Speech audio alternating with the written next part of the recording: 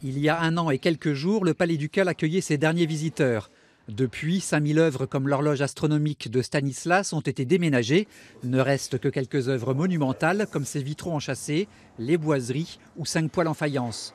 Pour transférer ces mastodontes de céramique, datant du XVIIe au XIXe siècle, une équipe de 4 restauratrices s'active depuis ce lundi. Après la numérotation et la protection des carreaux, commence la délicate phase du démontage.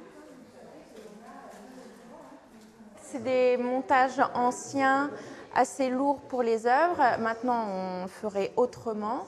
Enfin voilà, quand on va enlever tous ces amas de plâtre et ces armatures métalliques, on va le faire le plus doucement possible, précautionneusement, mais il y a quand même des risques de casse, de chute, même si on prend toutes les précautions préalables pour que ça n'arrive pas.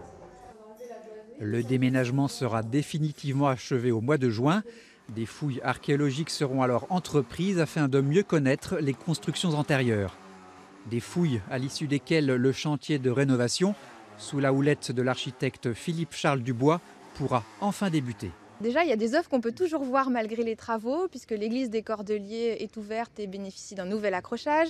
Vous avez les œuvres majeures Beaux-Arts qui sont au musée des Beaux-Arts de Nancy, des collections qui sont exposées à Commercy, au château de Lunéville, au musée de Vic-sur-Seille. Donc vous voyez, tout au long des travaux, on va pouvoir continuer de voir les œuvres. Et puis donc à terme, en fait, les œuvres seront redéployées dans des parcours de visite permanents, avec en particulier un premier parcours qui va ouvrir sur l'histoire de la Lorraine depuis la préhistoire jusqu'à aujourd'hui, une espèce de grande fresque historique qui retracera toute la chronologie du territoire. Le Palais Ducal rouvrira ses portes en juin 2023, mais les poêles en faïence, eux, ne seront pas visibles avant une dizaine d'années. Ils seront alors intégrés à l'un des 3 parcours thématiques qui verront le jour dans la chapelle et le couvent des Cordeliers.